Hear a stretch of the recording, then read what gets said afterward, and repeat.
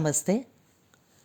HSC board के युवक भारती 12वीं कक्षा विषय हिंदी के 5वें पद्य पाठ को हम पढ़ लेंगे। ये 5वां पद्य पाठ है वृंद लिखित वृंद के दोहे। इस पद्य पाठ के कवि का परिचय मतलब कवि वृंद जी का परिचय अगर हम देख लेते हैं तो पता चलेगा कि उनका जन्म 1643 को मथुरा में हुआ। उनका निधन 1723 में हुआ। उनका पूरा नाम वृंदावन दास है। उनकी प्रमुख कृतियों की चर्चा अगर हम करें तो वृंद सत्सई समेत शिखर छंद, भाव पंचाशिका, पवन पचीसी, हितोपदेश संधि, यमक सत्सई, वचनिका और सत्य स्वरूप यह प्रमुख कृतियों में गिनी जाती है। वृंद के दोहे ये जो पद्यपाठ है, इस पद्यपाठ का विधा परिचय हम देख लेते हैं। दोहा अर्ध सम मात्रिक छंद है। दोहे के प्रत्येक चरण के अंत में लघु वर्ण आता है। दोहों के 4 चरण होते हैं, जिनमें से प्रथम और तृतीय चरण में 13-13 मात्रा होती है और द्वितीय और चतुर्थ चरण में 11-11 मात्राएं होती हैं। फिर से देख लेते हैं। दोहे के प्रथम और तृतीय चरण में 13-13 मात्राएं और द्वितीय और चतुर्थ चरण में 11-11 मात्राएं होती हैं। अब हम वृंद के दोहे इस पद्य पाठ का पाठ परिचय देख लेते हैं। पाठ परिचय मतलब ये जो पद्य पाठ है, इस पाठ में कवि वृंद जी हमें क्या कहना चाहते हैं, हमें कौन सी सीख देना चाहते हैं, उसकी चर्चा हम यहाँ पर इस पद्य पाठ के बारे में करेंगे। इस कथन को, इस पद्य पाठ को हमने 2 विभागों में बांट लिया है। ये 2 विभाग कौन से हैं? तो एक पक्ष में हम देख लेते हैं कि वृंद जी का कथन दिया हुआ है और दूसरे विभाग में वृंद जी जो कथन करते हैं उस कथन की पुष्टि के लिए उन्होंने उदाहरण दिया हुआ है, उस उदाहरण को दिया गया है। प्रथम दोहे में वृंद जी कहते हैं कि हमारी जो सरस्वती माँ है, ज्ञान की देवता है, उसका जो भंडार है उसकी बात बड़ी अपूर्व है, निराली है। उसका उदाहरण देते हुए वह कहते हैं कि विद्या का ये जो धन है वह खर्च करने से बढ़ता है और खर्च ना करने पर वह घट जाता है। दूसरे दोहे में वह आँखों की बात कहते हैं। वह कहते हैं कि हमारी आँखें मन का, हमारे हृदय का आईना होती है। आँखें मन हृदय की सारी सच झूठ बातें बता देती है। उसका उदाहरण देते हुए वह कहते हैं कि जो आईना होता है वह जो भी भला बुरा प्रतिबिंब है वह स्पष्ट रूप से दिखाता है। उसी प्रकार से हमारी आंखें भी मन के सारे भेद को खोल देती है। अगला जो दोहा है उसमें वह कहते हैं कि हमें अपने आप को, अपनी क्षमता को पहचानना अत्यंत ज़रूरी है और उसके अनुसार हमें अपना कर्म करना चाहिए। उदाहरण वह चद्दर का देते हैं। वह कहते हैं कि हमारी जितनी चद्दर है उसमें ही अपने शरीर को समेटकर हमें रखना है, उतने ही हाथ पैर हमें फैलाने हैं। अगले दोहे में वो व्यापार की बात करते हैं। वह कहते हैं कि हमारा जो काम है, उद्योग है, धंधा है, वह ईमानदारी से हमें करना है, उसमें छल कपट बिल्कुल भी नहीं होना चाहिए। उसका उदाहरण देते हुए वह कहते हैं जिस प्रकार से काठ, लकड़ी की हांडी, बर्तन एक बार चढ़ता है, दूसरी बार नहीं। वैसे ही व्यापार में अगर धोखाधड़ी करोगे तो एक बार चलेगा, दूसरी बार नहीं। अगले दोहे में वो कहते हैं कि सिर्फ ऊंचाई पर या उच्च पद पर बैठने मात्र से कोई बड़ा नहीं होता। अगर ऊंचे पद की कुर्सी पर हम बैठ गए लेकिन हमारे पास अगर वो गुण नहीं है तो हमारा ये ऊंचा पद किसी काम का नहीं। वह कहते हैं कि मंदिर के शिखर पर अगर कौवा बैठ गया तो वह गरुड़ की बराबरी नहीं कर सकता जब तक उसके पास गरुड़ की क्षमता, ताकत नहीं आ जाती। आगे के दोहे में वह कहते हैं कि हमें बिना वजह किसी पर भी गलत भरोसा नहीं करना चाहिए। अगर हम गलत भरोसा कर लेते हैं तो फिर हम ही खतरे में आ जाएंगे। उदाहरण देते हुए वह कहते हैं कि आकाश में काले बादल हैं और उन्हें देखकर हम अपनी पानी से भरी हुई गागर फोड़ देते हैं तो फिर नुकसान हमारा ही है। आगे जो हमारा दोहा है, उस दोहे में वृंद जी कह रहे हैं कि हमारी संगत अच्छी होनी चाहिए।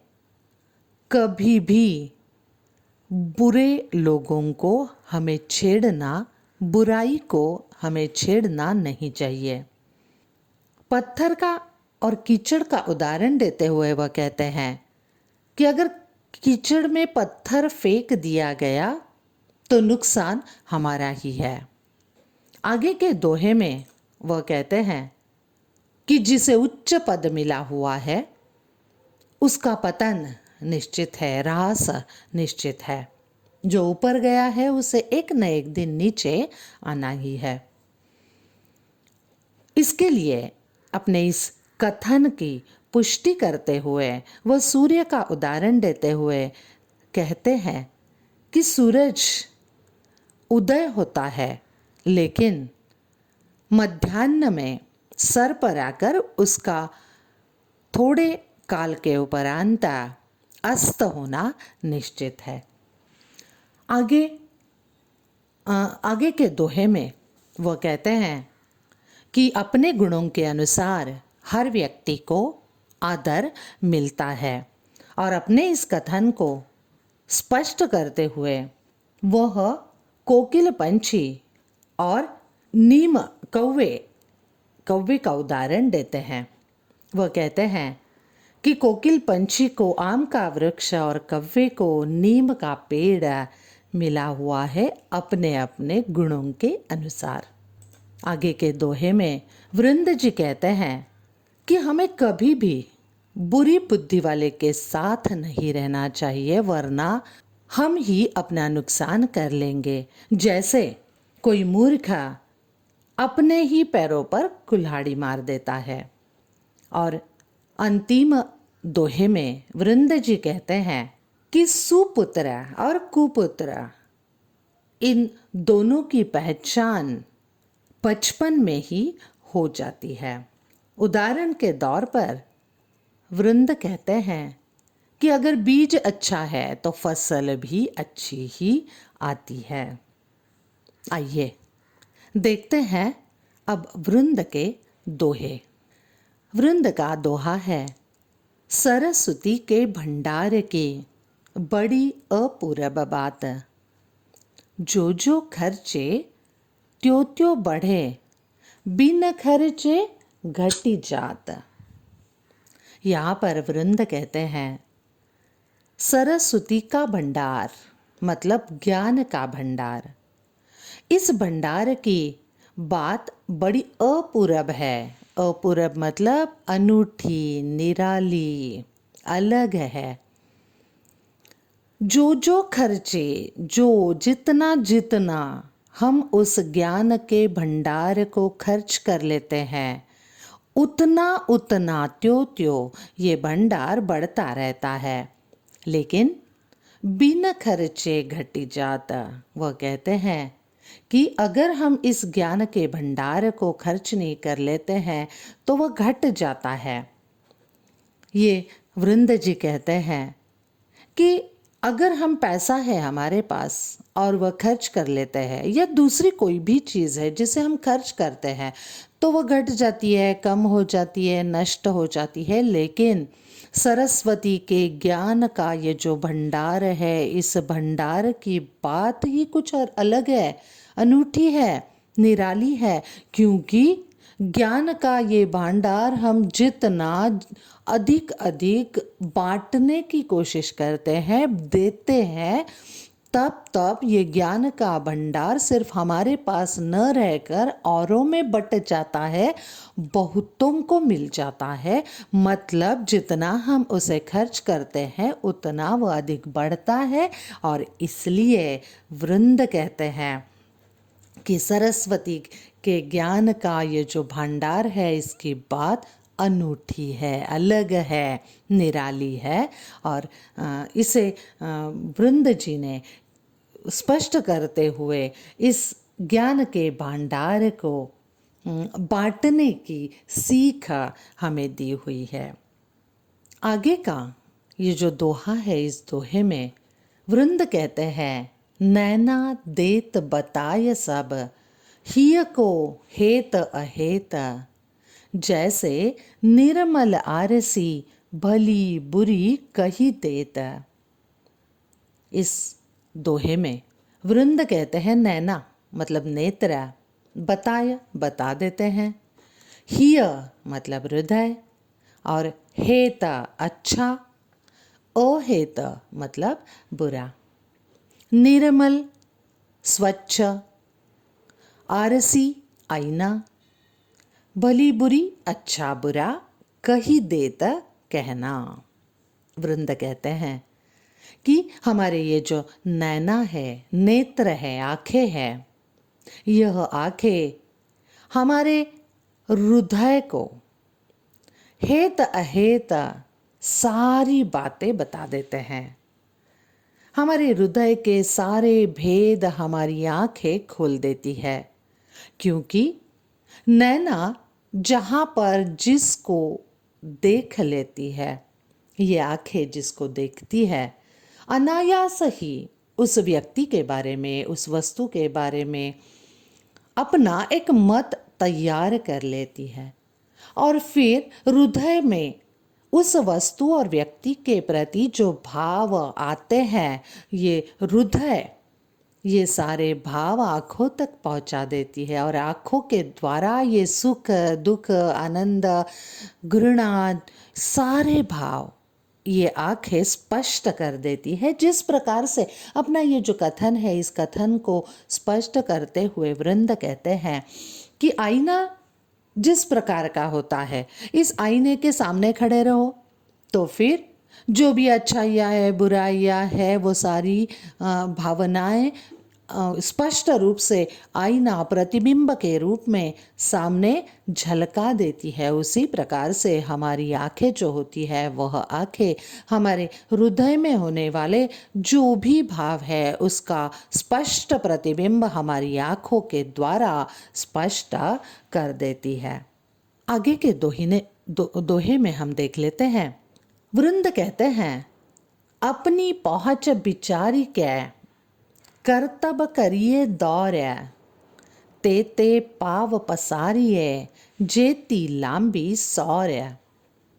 वृंद कहते हैं पहुँच मतलब हमारी क्षमता, योग्यता, विचारी के, पूछ के, पहचान के, जान के, कर्तव्य कर्म, ते उतने, उदाहरण देते समय वह कहते हैं ते उतने पाव पसारिए जेती लांबी, जितनी लंबी है, जेती जितनी लंबी है सौर चद्दर। अब यहाँ पर वृंद जी हमें कह रहे हैं कि अपनी क्षमता को, अपनी योग्यता को जानना अत्यंत जरूरी है। अपनी योग्यता को जानकर हमें अपना कर्म करना चाहिए, अपना काम करना चाहिए। बड़ी बड़ी डींगे हाँकने से, बड़ी बड़ी बातें करने से कोई काम बनने वाला नहीं है। अपना ये जो कथन है, इस कथन की पुष्टि करते समय वृंद कहते हैं कि चद्दर जो है, उस चद्दर में हमें उतने ही पैर फैलाने चाहिए जितने कि वह चद्दर में समा जाए, अंदर आ जाए। अगर हम अपने हाथ पैर अधिक फैला देते हैं और वह चद्दर के बाहर आ जाते हैं तो हम हंसी के पात्र बन जाते हैं। वैसे ही अगर हम अपनी क्षमता से भी अधिक कोई बड़ा बड़ा काम करने की अगर इच्छा भी रखते हैं या कोशिश भी करते हैं तो फिर हम हंसी के पात्र बन जाएंगे, क्योंकि हमारी उतनी क्षमता अगर नहीं होती है तो फिर ये काम करना उचित नहीं है। आगे के दोहे में वृंद कहते हैं, फेरन हवय है कपट सो जो कीजे व्यापार्य। जैसे हांडी काठ की चढ़ै न दूजी बार। अब इस दोहे के द्वारा वृंद कहते हैं, फेरन हवय कपट सो, मतलब क्या? कपट, बेईमानी, धोखाधड़ी, व्यापार, काम, धंधा, व्यापार। वृंद कहते हैं कि हमें अगर व्यापार करना है तो उस व्यापार में, अपने काम में, अपने व्यवहार में कभी भी हमें फेर न हवय कपट सो, मतलब हमें कभी भी धोखाधड़ी, बेईमानी, छल, कपट का सहारा नहीं लेना चाहिए। क्योंकि उनका ये कथन इसलिए है क्योंकि धोखा एक बार दिया जाता है, लेकिन दूसरी बार लोग हमें पहचान जाते हैं और फिर हमारा सारा भेद खुल जाता है। और इसलिए कभी भी अगर हम व्यापार में कायम टिके रहना चाहते हैं तो हमें धोखाधड़ी से व्यापार, बेईमानी से व्यापार नहीं करना चाहिए। अपने इस कथन की पुष्टि करते समय वृंद जी कहते हैं कि जिस प्रकार से काठ, लकड़ी, हांडी, बर्तन, अगर ये जो काठ की हांडी है, लकड़ी की हांडी है, उसे हमने एक बार चूल्हे पर चढ़ा दिया, उसमें व्यंजन पका दिया, ज़्यादा से ज़्यादा, अब एक व्यंजन एक बार यहाँ पर चूल्हे पर पक सकता है, लेकिन अगर उस अग्नि है और अग्नि में ये काठ, लकड़ी की हांडी कैसे टिक सकती है? वो तो जल ही जाएगी ना। तो फिर दूसरी बार अगर आप उसे चढ़ाओगे तो फिर वह काम की नहीं रहेगी, वह जल जाएगी। उसी प्रकार से वृंद कहते हैं कि व्यापार में अगर धोखाधड़ी कर लेते हो, बेईमानी कर लेते हो, तो आपका जो ग्राहक है वह एक बार ठगा जाएगा, लेकिन दूसरी बार में उसे समझ में आ जाएगा कि यहाँ पर इस व्यापारी के पास हमें नहीं जाना है और हमारा व्यापार खत्म हो जाएगा। और इसलिए बेईमानी से हमें कभी भी अपना काम, धंधा, व्यापार, उद्योग नहीं करना चाहिए। ये सीख हमें इस दोहे के द्वारा वृंद जी दे रहे हैं। आगे के दोहे में वृंद जी कहते हैं, ऊंचे बैठे नाल है गुण बिना बड़पन कोई, बैठो देवल शिखर पर वायस गरुड़ न होई।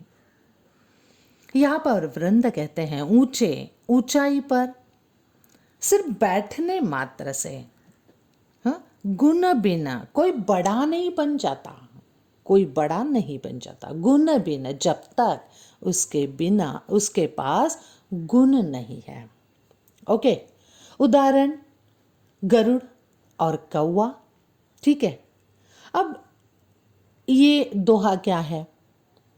वृंद जी कहते हैं सिर्फ ऊंचाई पर बैठने मात्र से कोई भी बड़ा नहीं बन जाता जब तक उसके पास गुण नहीं है।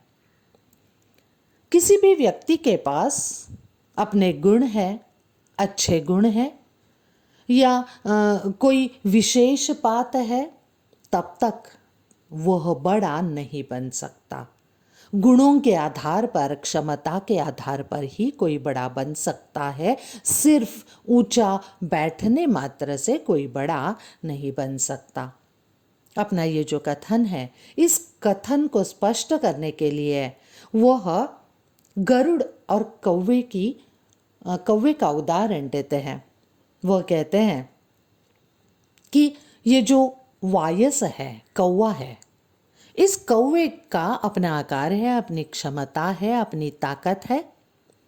गरुड़ का अपना आकार है, अपनी क्षमता है, अपनी योग्यता है। अगर कौवा ऊंचे, हम जानते हैं कि हमारे मंदिर ऊंचे होते हैं, मंदिर के ऊपर उनका जो शिखर होता है वह और ऊंचा होता है। इस ऊंचे शिखर पर कौवा बैठ गया है, इसका मतलब वह बड़ा हो गया, ऐसा बिल्कुल भी नहीं हो सकता। कौवा कौवा है, गरुड़ गरुड़ है।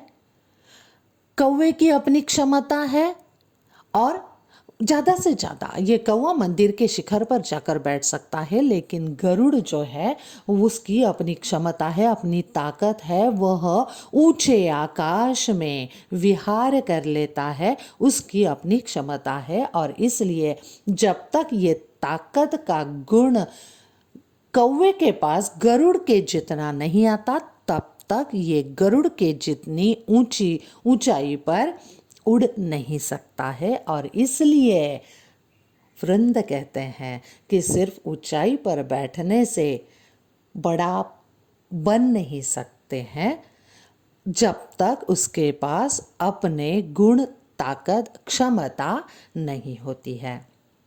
आगे के दोहे में वृंद कहते हैं उद्यम कबहु न छांडिए। अब छांडिए छोड़ना, कबहु कभी भी, उद्यम काम, धंधा, उद्योग, पर आशा दूसरों के भरोसे। वृंद कहते हैं कि दूसरों के भरोसे पर हमें अपना काम, उद्योग कभी भी नहीं छोड़ना चाहिए। अपना काम है, अपना उद्योग है, हमें करना चाहिए। उद्यम का एक अर्थ, कोशिश, ये भी होता है। वृंद कहते हैं कि चाहे कितने भी संकट क्यों न आए, लेकिन हमें अपनी कोशिश कभी भी नहीं छोड़नी चाहिए। दूसरों के भरोसे तो हमें अपना उद्योग, काम, धंधा कभी भी नहीं छोड़ना चाहिए। ये सीख देते हुए वृंद जी गागर और काले बादल का उदाहरण देते हैं। वह कहते हैं कि हमने आकाश में पयोद बादल देख लिया, जो काला है, जिसमें पानी भरा हुआ है, ठीक है। हमने उसे देख लिया कि बादल काले काले हैं, मतलब उसमें पानी है, अब वह बरस पड़ेंगे। और इसके भरोसे अगर हमने अपने घर में पानी से भरी हुई जो गागर है उसे छोड़ दिया, तोड़ दिया, फोड़ दिया, अब क्या हो गया, हमारे पास पानी खत्म हो गया और पानी ऊपर से भी नहीं बरसा। अब ऐसे में क्या होगा, तो नुकसान हमारा हो गया, हम ठगे गए, है ना।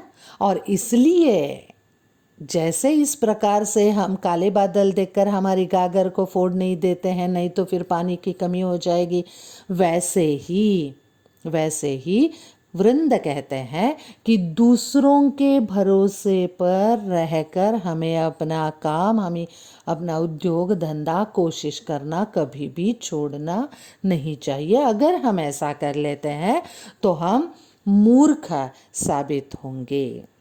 आगे जो दोहा हमारे सामने है, वह है कछु कही नीच न छेड़िए, भलो न वाको संग, पाथर डारे कीच में, उछरी बिगारे अंग। अब यहाँ पर वृंद कह रहे हैं कि नीच न छेड़िए, छेड़ना नहीं है, नीच। नीच मतलब क्या है? बुरा। यहाँ पर हम बुरा लेंगे, बुरा मनुष्य है, नीच। संग साथ, वाको उसका, पाथर पत्थर, डारे डालना, कीच कीचड़, उछरी उछलना, अंग शरीर, बिगाड़े बिगड़ जाना। क्या कहते हैं? वृंद कहते हैं कि कभी भी कछु कही नीच न छेड़िए। हमें कभी भी जो बुरा आदमी है, बुरी व्यक्ति है, उसे कभी भी छेड़ना नहीं चाहिए। मतलब क्या है? कि हमें उसके पास जाना ही नहीं है। भलो न वाको संग, उसका संग साथ अच्छा नहीं है। मतलब क्या है? वृंद कहते हैं कि हमें बुरे लोगों के साथ कभी भी नहीं रहना चाहिए, वो संगत बिल्कुल भी अच्छी नहीं होती। क्यों? अपना कथन जो है उसकी पुष्टि करते हुए वह कीचड़ और पत्थर का उदाहरण देते हैं। वह कहते हैं कि पाथर डारे कीच में, वह कहते हैं कि पाथर डारे कीच में, कीचड़ में हमने पत्थर डाल दिया, परिणाम क्या होगा? कि वह जो कीचड़ है वह पत्थर के डालने से उड़ जाएगा और हम पर ही, हमारे शरीर पर ही आकर फैल जाएगा, उछल जाएगा। मतलब क्या है? नुकसान हमारा हुआ, न कीचड़ का हुआ न पत्थर का हुआ, मतलब नुकसान हमारा हुआ।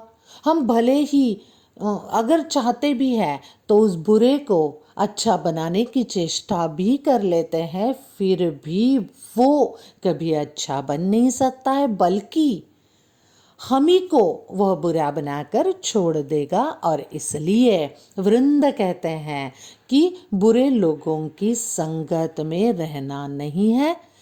वो तो अच्छे नहीं बनेंगे, लेकिन हम ही को बुरा बनाकर छोड़ेंगे, मतलब नुकसान हमारा ही है। और इसलिए अगर हम अपनी बर्बादी टालना चाहते हैं तो बुरे लोगों के संगत में न जाना, उनके साथ न रहना ही बेहतर है।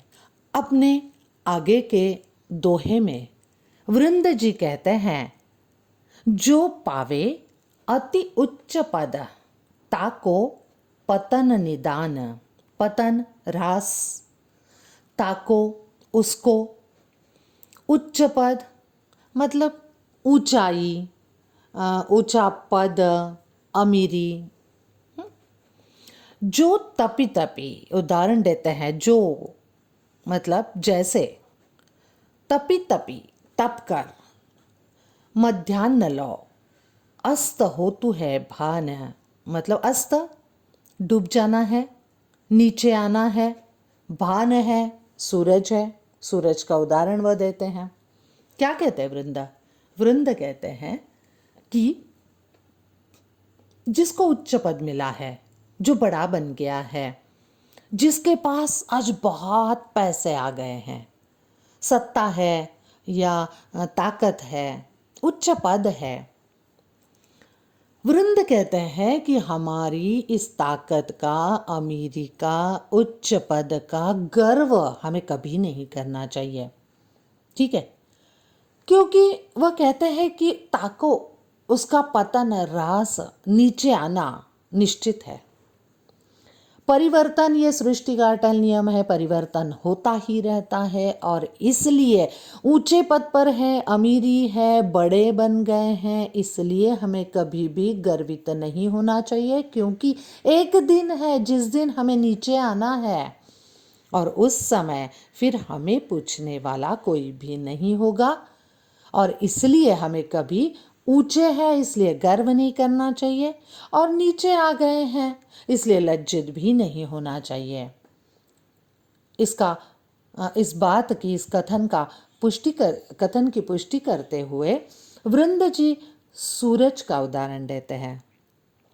सूर्य है, उदय होता है और फिर मध्याह्न में वह अपने सर पर आ जाता है और उस समय वह आग बरसाता है, अधिक शक्तिशाली होता है, अधिक ताकतवर होता है। लेकिन इस ताकतवर सूरज को भी जब शाम ढल जाती है तब नीचे आना ही पड़ता है, अस्त होना ही पड़ता है। और इसलिए हमें कभी भी हमारे उच्च पद का या अमीरी का या हमारी ताकत का गर्व नहीं करना चाहिए, अहंकारी नहीं बनना चाहिए। अपने आगे के दोहे में वृंद कहते हैं, जो जाको गुण जानहि सो तिहि आदर देत, कोकिला अम्ब ही लेत है काग निबोरी लेत। अब ये जो दोहा है, इस दोहे में वृंद जी हमें कहते हैं, गुण जानहि, जो जाको जिसको गुण जानहि, गुणों को जान लेता है, सो वह उसे, तिहि उसे आदर देत।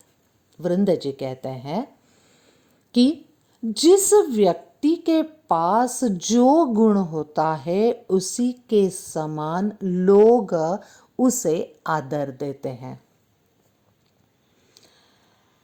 जो अपने कर्म से ऊंचाई पर है उतना उसे वैसा आदर मिलता है। समाज में हमने कई उदाहरण देखे हैं कि जो हमसे श्रेष्ठ है, ओके, उसे हम उतना आदर देते हैं क्योंकि उसके पास वो गुण है, वो क्षमता है, वो ताकत है, वो ज्ञान है ना। और इसलिए जिसके पास ये सारा है उसको ही लोग वैसा ही आदर देते हैं। जो जाको गुण जानहि सो तिहि आदर देता। जिसके पास गुणों का भंडार है ना, उसके समान उसे आदर इस समाज में मिलता है। अगर जिसके पास हम जानते हैं कि जिसके पास कोई भी गुण नहीं है, कोई क्षमता नहीं है, कोई योग्यता नहीं है, तो फिर समाज अनायास ही स्वाभाविक रूप से उसे दुत्कार देते हैं। ठीक है। अब ये जो कथन है, इस कथन की पुष्टि करते समय वह कोकिल पंछी और कौवे का उदाहरण देते हैं। वह कहते हैं कि कोयल हम जानते हैं बड़े मधुर मीठे स्वर वाली है और हम जानते हैं कि कौवा कर्कश होता है। कोकिल का स्वर, कोयल का स्वर मीठा होता है और इसलिए उसे वृंद कहते हैं कि उसे आम का वृक्ष मिला हुआ है जिस पर विराजमान होकर कोकिल अपना गान करता है। और उसी समय ये जो निबोरी मतलब नीम के वृक्ष में, कड़वा जो नीम होता है उस वृक्ष में लगने वाला फल। अब इस नीम वृक्ष पर बैठकर कौवा अपनी कर्कश ध्वनि सबको सुनाता रहता है। अब इसका मतलब क्या है कि सिर्फ कौवे को नीम का ही वृक्ष मिला है और कोकिल को आम का ही वृक्ष मिला है, ऐसा नहीं है। लेकिन वृंद के कहने का मतलब सिर्फ इतना ही है कि जो कोकिल है अपने गुणों के कारण उसे आम्र वृक्ष मिला हुआ है और कौवा जो है वह अपने कर्कश स्वर के कारण नीम वृक्ष को ही पा लेता है। संक्षिप्त में ये वृंद जी कहते हैं कि अपने गुणों के आधार पर समाज उसे उतना आदर मान देता है। अपने आगे के दोहे में वृंद कहते हैं, आप अकारज आपनो करत कुबुद के साथ, पाय कुल्हाड़ी आपने मारत मूर्ख हाथ। अब ये मूर्ख की एक बात यहाँ पर अपने दोहे में वृंद कहते हैं कि जिस प्रकार कुबुद बुरी बुद्धि वाला, जिसके पास बुद्धि नहीं है, ठीक है, जिसके पास ज्ञान की कमी है, ठीक है, वह अपनी मूर्खता के कारण आप अकारज बिना वजह अपने ही आपनो अपने ही बुरी बुद्धि होने के कारण, ना समझ होने के कारण, ज्ञान की कमी होने के कारण ये जो कुबुद है वह कुबुद अपने ही पैरों पर बिना वजह कुल्हाड़ी मार लेता है। ठीक है, अब उसका उदाहरण देते हुए कहते हैं, पाय कुल्हाड़ी आपने मारत मूर्ख, जिस प्रकार से मूर्ख अपने पैरों पर कुल्हाड़ी मार लेता है, उसी प्रकार से ये जो कुबुद है, बुरी बुद्धि वाला है, जो नासमझ है, वह व्यक्ति अकारण ही अपने पैरों पर कुल्हाड़ी मार लेता है। और इसलिए कुबुद जो होता है उसकी ये जो क्षमता है वह सच में ही बहुत ही कम होती है।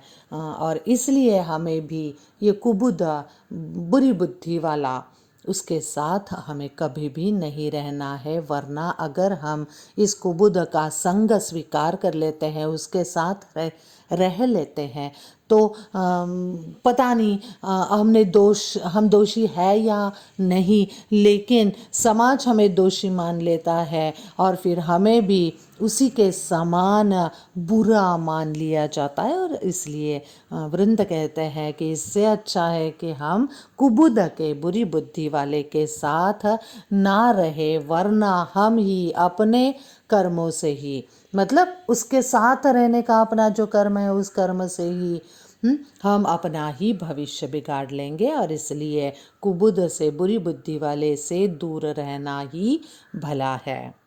अब आगे के दोहे में वृंद कहते हैं, कुल कपूत जान्यो परे, लखी शुभ लक्षण गाता, होनहार बिरवान के, होत चिकने पाता।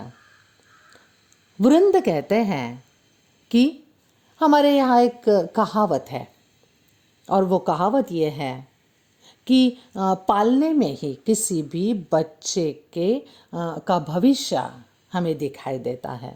मतलब क्या है? बस इसी उक्ति के आधार पर वृंद हमें वही बात समझा रहे हैं, सीख दे रहे हैं। वृंद कहते हैं कि कुल खानदान का कपूत, अब ये कपूत कुपुत्र, बुरा पुत्र, या सपुत्र मतलब अच्छा पुत्र, जान्यो परे। अब ये सुपुत्र, ये खानदान का पुत्र सुपुत्र है या कुपुत्र है, यह लखी स्पष्ट हो जाता है, दिखाई देता है। कैसे? शुभ, अच्छे, लक्षण, लक्षण, गात। वृंद कहते हैं कि जो छोटा बच्चा होता है ना, उसको देखकर पता चलता है। क्या देखकर?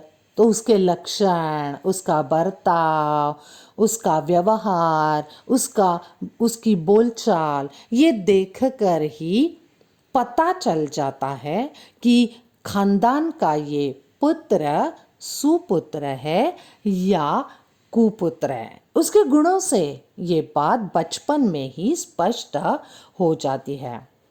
अपना ये जो कथन है इसे स्पष्ट करने के लिए वह उदाहरण देते हैं बीज का। क्या कहते हैं वह कहते हैं, होनहार बिरवान के, बिरवान बीज, चिकने पात पत्ते। होनहार सुदृढ़, वह सुदृढ़ बीज के बारे में बात कर रहे हैं। वह कहते हैं कि जिस प्रकार से जो होनहार अच्छा बीज होगा उसे बोया जाएगा, तो फिर निश्चित रूप से जो पौधा उग आएगा वह चिकना होगा। चिकना मतलब सुदृढ़ होगा, वह अच्छा होगा, उसमें ज़रूर अच्छे फल आएंगे, फूल आएंगे। बीज अच्छा होना चाहिए। उसी प्रकार से ये जो बच्चा है उसके गुण अच्छे होंगे तो फिर पता चलता है कि वह सुपुत्र होगा या कुपुत्र होगा। और इसलिए कहते हैं ना कि जो बच्चा है उसके गुणों के द्वारा ही समझ में आता है कि उसका भविष्य अच्छा होगा या बुरा होगा।